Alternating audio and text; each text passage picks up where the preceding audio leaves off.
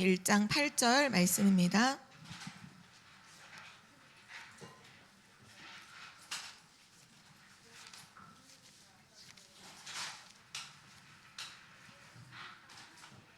사도행전 1장 8절 말씀, 우리 성경책을 펴고 함께 찾겠습니다.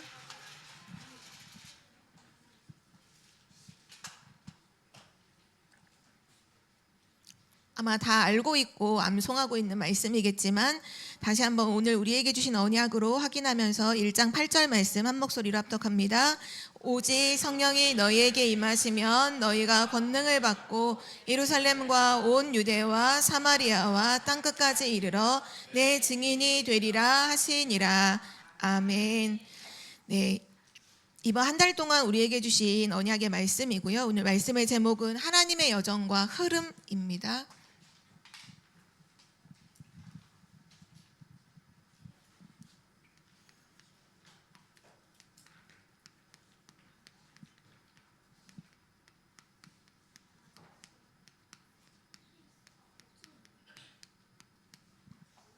하나님은 우리 렘넌트들을 지금 하나님의 여정 속에 인도하고 계시는데요.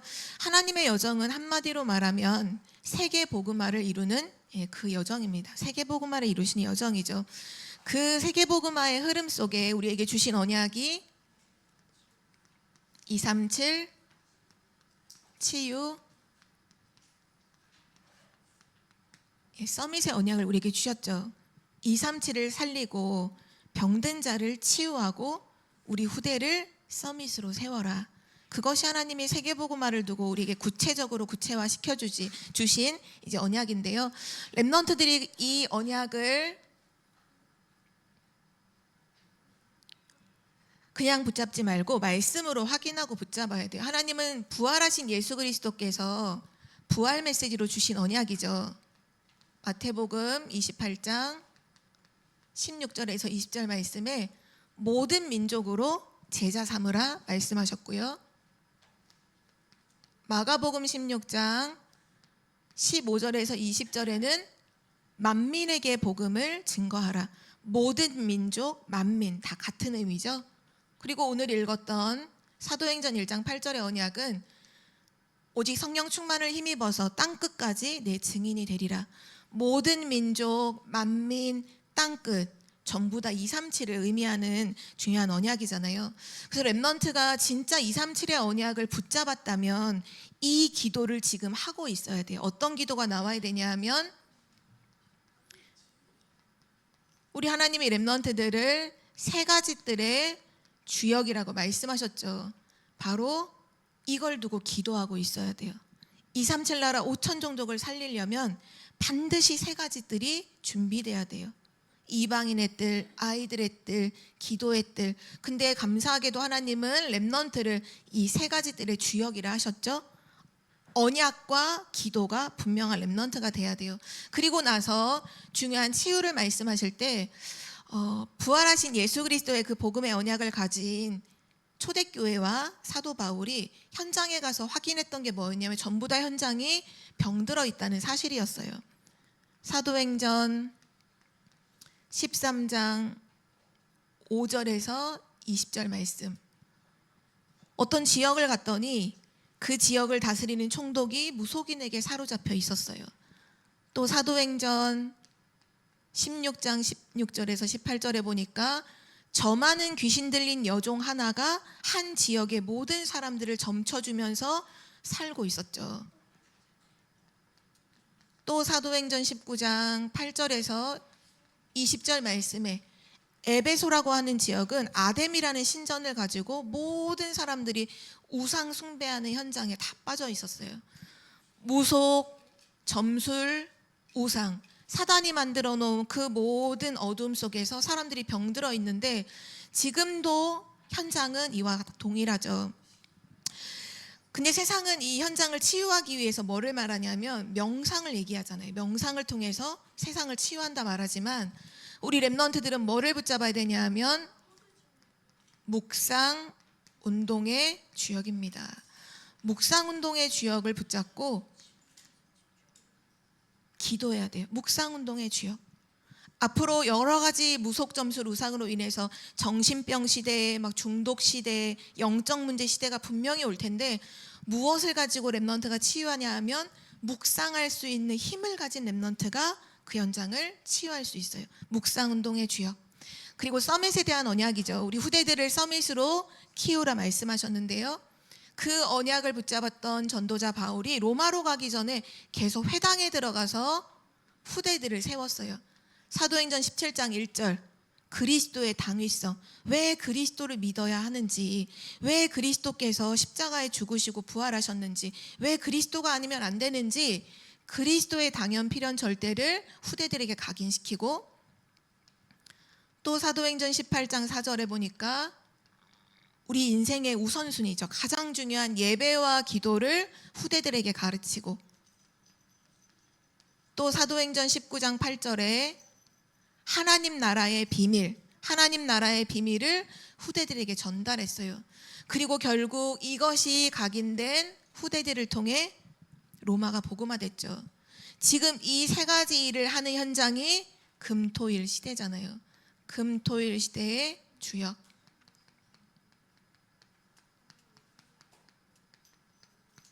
렘넌트들이 그래서 마음속에, 렘넌트들 말씀에 집중하고 있나요? 네. 237 치유 서밋의 언약을 렘넌트가 마음속에 담고, 그리고 이 세 가지 기도 제목을 가지고 계속 기도해야 돼요. 하나님, 내가 세 가지 뜰의 주역이 되게 해주세요. 하나님, 내가 묵상운동의 주역이 되게 해주세요. 하나님, 제가 금토일 시대의 주역이 되게 해주세요. 이 기도 제목을 가지고 기도하는 렘넌트들을 통해 반드시 하나님은 하나님의 여정, 세계복음화를 이루어 가실 줄 믿습니다. 우리가 그래서 지난 한 달 동안 계속 확인했던 여정이 있는데요. 7 여정이죠. 보좌의 여정이죠. 보좌의 여정 첫 번째가 뭐였냐면 성삼위 하나님과 함께하는 여정이라는 사실이었어요. 그래서 우리가 138의 언약을 함께 붙잡았었고, 두 번째로는 10가지 발판을 먼저 말씀 주셨죠.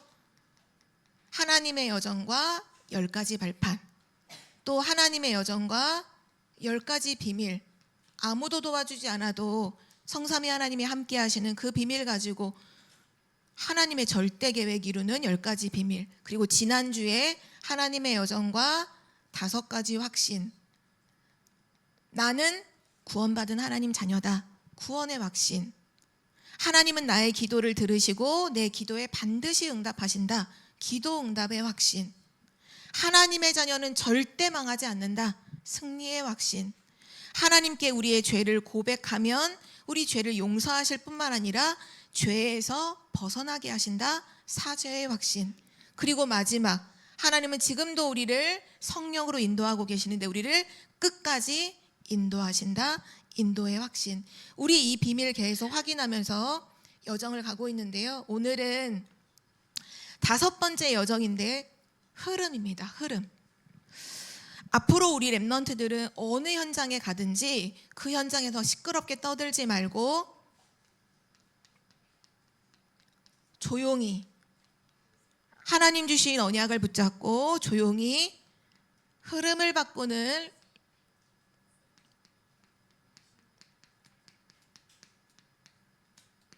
렘넌트가 되기를 바랍니다. 어디를 가든지 조용히 그 현장의 흐름을 바꾸는 렘넌트가 돼야 돼요. 오늘 그래서 9가지 흐름에 대해서 말씀을 줄 텐데, 이 9가지 흐름을 확인하기 전에 먼저 우리 렘넌트들이 항상 영원히 떠나지 말아야 될 흐름이 있어요. 첫 번째, 영원한 언약의 흐름이에요. 영원한 언약의 흐름. 이 흐름은, 지금 우리가 오늘 계속 말하는 이 흐름은 사실 눈에 보이지 않는 그 현장에 오래되어 있는 어떤 것을 말하는 게 흐름인데요. 렘넌트들이 항상 어느 현장에 가기 이전에 먼저 확인할 게 뭐냐, 영원한 하나님의 언약의 흐름 속에 내가 있어야 돼요. 근데 왜 이거를 중요하게 여겨야 되냐면, 내가 언약의 흐름을 못하면 나는 사단이 만들어 놓은 흐름을 타고 가야 돼요. 언제나 세상에는 하나님의 역사도 있지만 사단의 역사도 있어요. 사단은 지금도 12가지 흐름으로 렘넌트를 흘러가게 만들 나 중심, 물질 중심, 성공 중심, 무속 점술 우상, 불신자 상태로 끌고 가기 때문에 렘넌트가 항상 기억하고 영원한 언약의 흐름을 타고 가야 돼요. 자, 3가지가 있는데요. 하나님이 지금도 계속해서 하고 계시는 3가지 일이 있어요. 하나님은 지금도 말씀을 성취하시고 하나님 자녀가 기도하는 그 모든 기도에 응답하고 계시고 또 하나님은 세계복음화의 계획을 갖고 계시기 때문에 구원의 역사를 지금도 이루고 계세요. 아까 찬양 인도했던 우리 박희경 선생님이 그런 고백을 했잖아요. 세계복음화는 우리에게 언약을 주셨지만 우리가 하는 게 아니다. 하나님이 하시는 것이다. 맞아요. 하나님은 지금도 구원의 역사를 이루시는데 우리를 거기에 사용해 주시는 거예요. 그래서 렘넌트가 항상 확인해야 될 게 뭐냐면 나는 지금 말씀의 흐름 속에 있나? 나는 지금 기도의 흐름 속에 있나? 나는 지금 전도와 선교의 흐름 속에 내가 있나? 그거를 확인해야 돼요.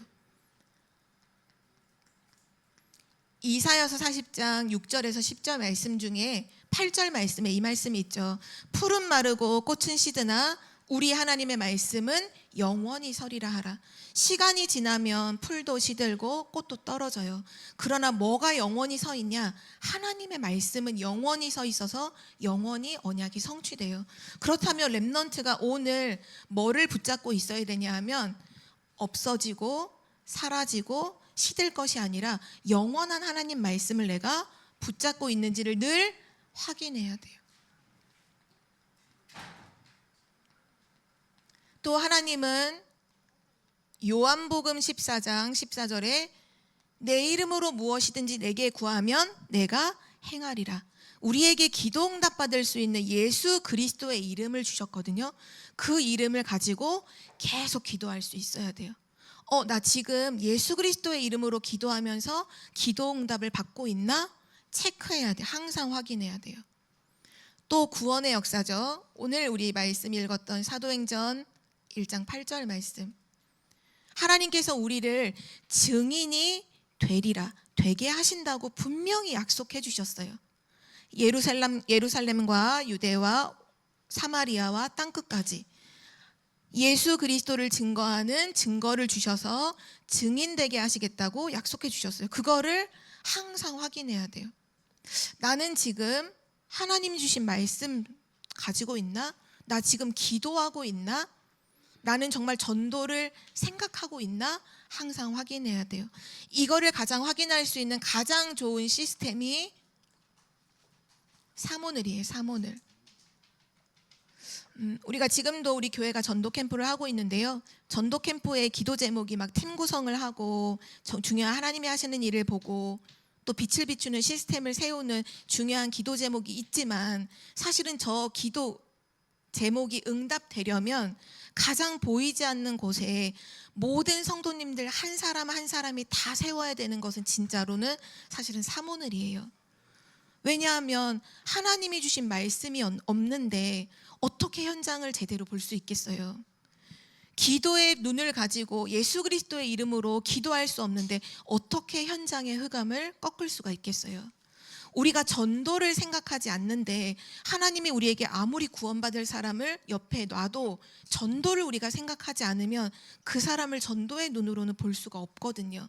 하나님은 이 일을 지금도 하고 있어요. 근데 중요한 건 내가 여기에 방향을 맞추고 오늘 거기에 나의 삶을 드리고 있는가를 확인하는 건 너무너무 중요해요.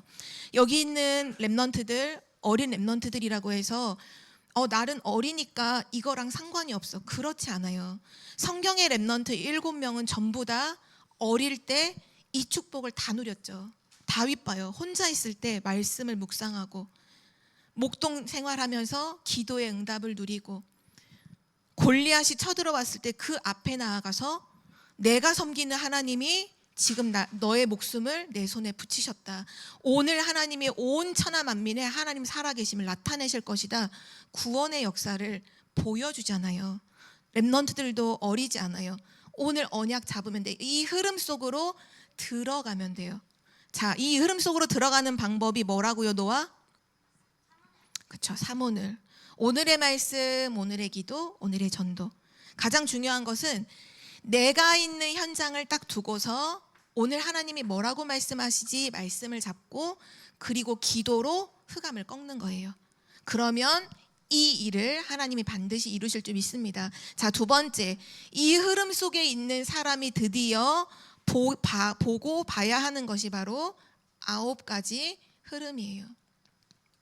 렘넌트들은 9가지 흐름을 보는 렘넌트가 되세요. 보는 렘넌트.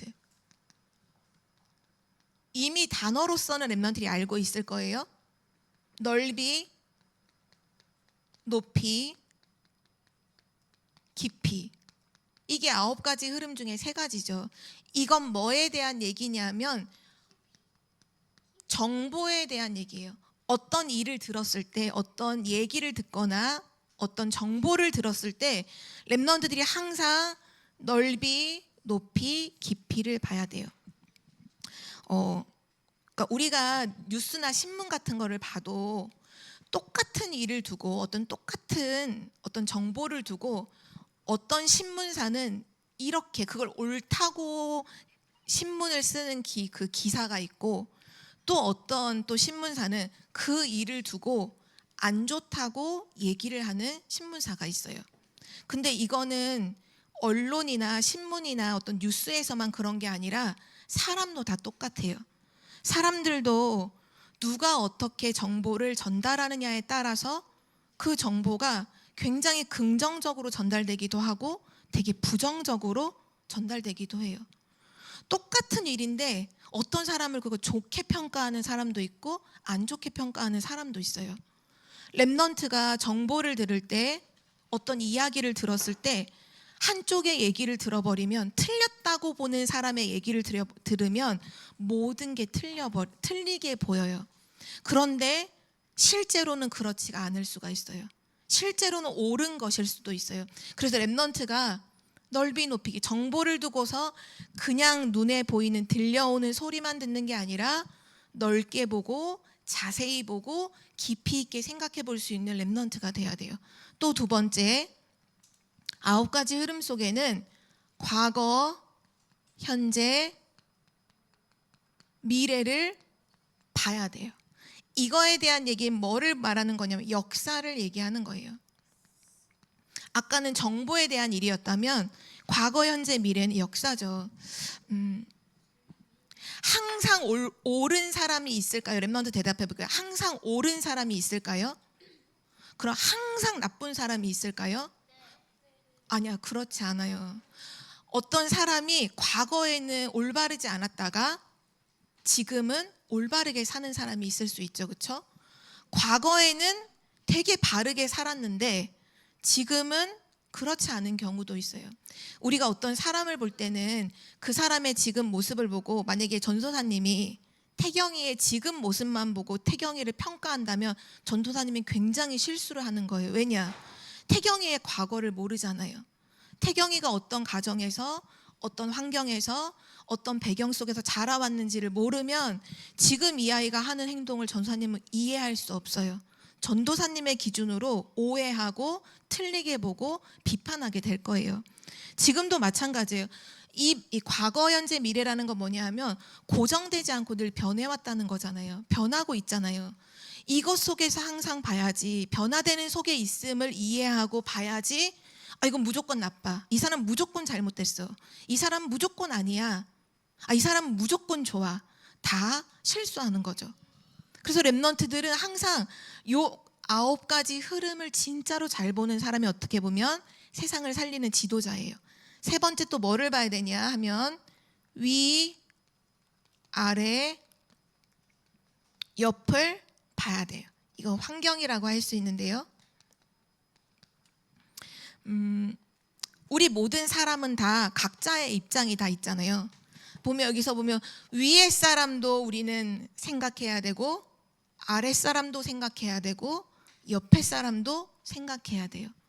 모든 일어나는 어떤 일들이나 말들 속에서 위에 사람이 보는 입장이 다를 수 있어요. 밑에 사람이 보는 입장이 또 다를 수가 있어요.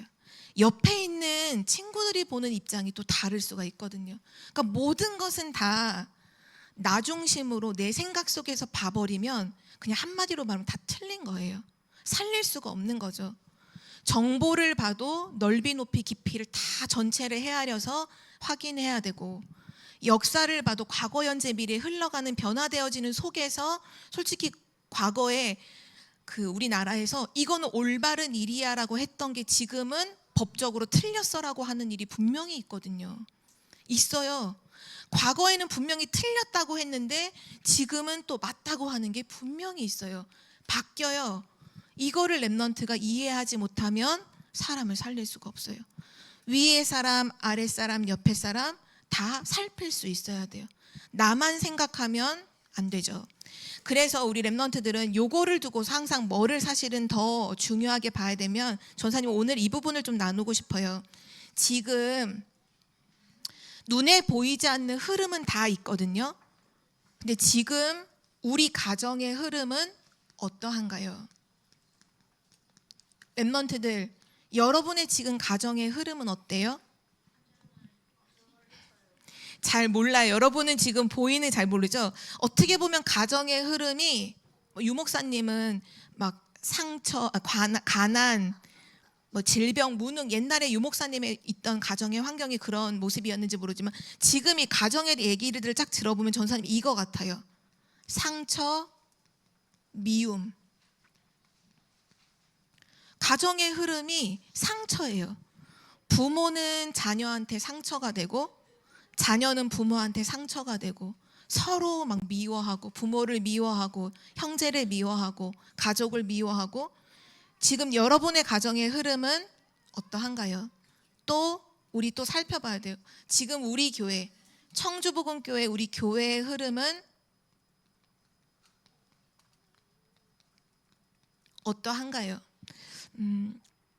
우리 교회뿐만 아니라 사실 지금 교회가 무너지는 시대에 모든 교회들이 겪는 일이기도 하면서, 성경에 보니까 고린도 교회도 겪었고 다 모든 교회, 갈라디아 교회가 모든 교회들이 이 문제를 다 갖고 있었죠. 그게 뭐냐 하면 갈등, 분쟁, 분열입니다. 보이지 않지만 이런 흐름들이 다 있어요. 근데 중요한 건 이 흐름을 못 보면 그냥 그 흐름 속에서 나도 똑같이 사는 거예요. 가정에서는 계속 싸우고 상처 주고 미워하고 그걸 계속 만들어 가요. 교회 안에서 계속 갈등하고 분쟁하고 분열하는 걸 그냥 그 흐름으로 계속 가는 거예요. 또 지금 내가 있는 현장, 렘넌트들의 학교겠죠. 직장일 수도 있고요. 내가 있는 현장의 흐름은 지금 어떠한가요? 너무 재밌고 좋은데요? 너무 괜찮은데요? 너무 부러운데요? 그렇게 말할 수 있겠지만 실제 이 현장을 두고 하나님께서는 한마디로 이렇게 표현하셨죠. 이사야서 60장 2절에 어둠이다, 흑암이다 이렇게 말씀하셨어요. 현장은 지금 어둠이에요. 현장은 지금 흑암이에요. 그 안에서 네피림으로 다 병들어 있어요. 대부분 다 속고 살아요. 저도 마찬가지, 저도 포함된 얘기예요. 모두가 다 우리는 속으면서 살아요. 어떻게 보면 진짜 흐름은 못 보고 지금 가정에서 있는 그 안 좋은 흐름을 계속 타고, 교회의 흐름을 계속 이렇게 타고, 현장의 흐름을 계속 타고. 근데 우리는 오늘 언약을 붙잡아야겠습니다. 현장이, 또 우리 교회가, 또 우리 가정이 그렇게 될 수밖에 없는 이 모든 것을 헤아려서 그럴 수밖에 없구나. 왜 그래? 이게 아니라 그럴 수밖에 없구나. 그거를 인정하고 오늘 보좌의 흐름으로 바꿔야 돼요. 보좌의 흐름으로 바꾸는 주역이 되시기를 기도합니다. 우리의 힘으로는 불가능해요. 그래서 하나님께서 보좌를 약속해 주셨잖아요. 하나님 나라, 흑암의 나라를 무너뜨리는 하나님의 나라, 의식주밖에 모르는 세상 나라가 아니라 전 세계를 살리는 하나님의 나라, 그 보좌의 흐름으로 바꾸는 축복을 우리에게 주셨어요. 그래서 그걸 가지고 기도하는 거예요.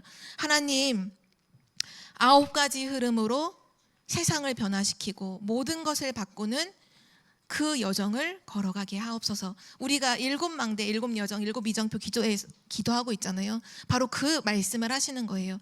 우리 청주복음교회 모든 성도님들의 가정과 교회와 그리고 현장이 보좌의 흐름으로 뒤바뀌는 그 일에 쓰임받는 주인공, 주역 되시기를 기도합니다.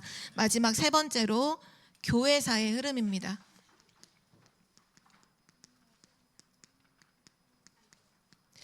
특별히 세계복음화를 이루어 가시는데 하나님이 가장 중요한 현장으로 쓰임받는 곳이 바로 교회죠.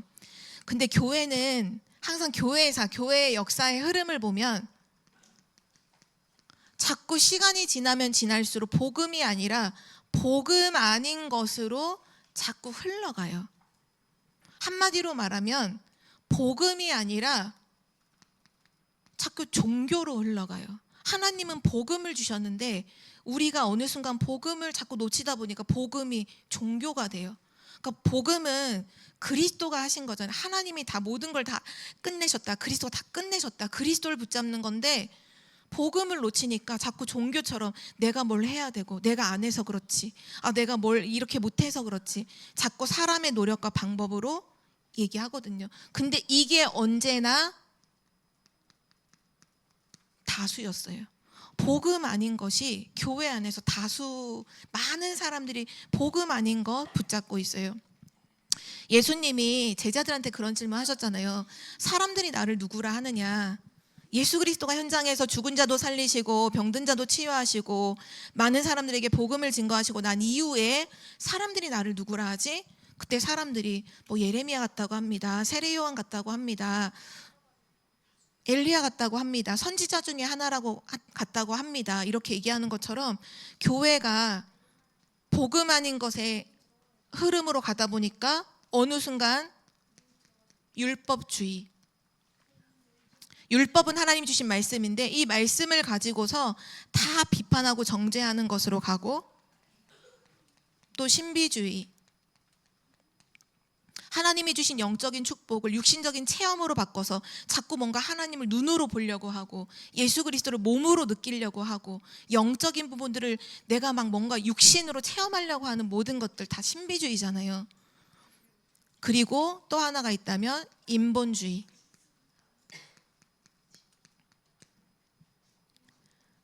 교회는 하나님이 주인이시고 하나님이 중심이신데 사람이 주인 되어서 사람의 방법으로 모든 걸 하는 게 인본주의죠. 그래서 언제든지 교회도 어떻게 갱신이 되어야 되냐면 항상 교회는 복음 아닌 것이 자꾸 주류를 타기 때문에 복음의 흐름으로 갱신을 잘해야 하는 곳이 바로 교회입니다. 그래서 우리 성경 말씀 한 구절 찾아볼 텐데요. 로마서 1장 16절에서 17절 말씀, 우리 성경 말씀 찾겠습니다. 로마서 1장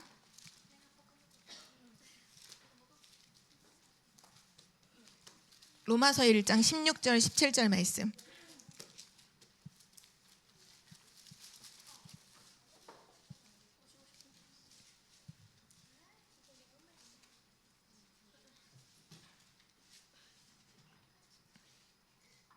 같이 보세요. 네, 로마서 1장 16절 17절 말씀, 우리 중요한 언약으로 함께 한 목소리를 읽도록 하겠습니다.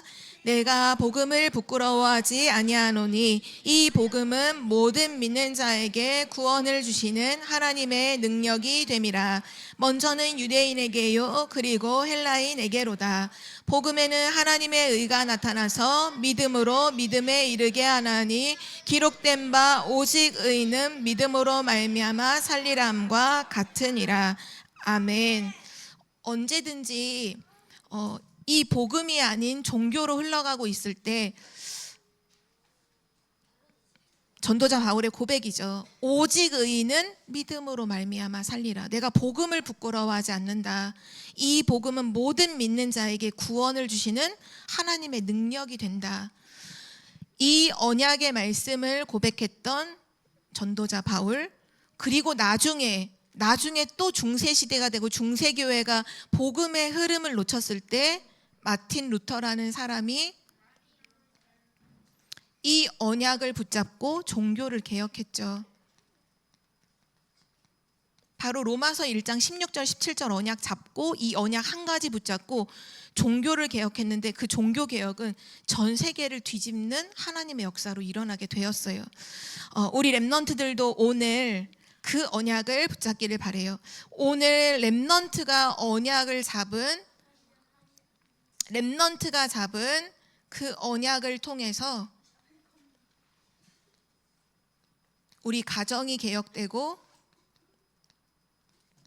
교회가 개혁되고 어두운 현장이 개혁되는 이 축복의 흐름 속에 우리 렘넌트가 있기를 기도합니다. 그래서 마지막 결론 중에 결론으로 확인할 말씀은 사도행전 1장 8절 말씀이에요. 오직 성령이 너희에게 임하시면 너희가 권능을 받고 예루살렘과 온 유대와 사마리아와 땅끝까지 이르러 내 증인이 되리라 하시니라. 이 언약 한 가지를 붙잡고 우리 가정을 바꾸고 우리 교회를 바꾸고 현장을 바꾸는 정말 증거가 있는 증인들이 오늘 이 자리에서 일어나기를 기도합니다. 기도하고 마칠게요. 하나님 아버지 감사합니다. 지금도 말씀을 성취하시고 기도에 응답하시고 구원 역사를 이루시는 하나님의 영원한 언약의 흐름 속에 우리를 있게 하시니 감사드립니다.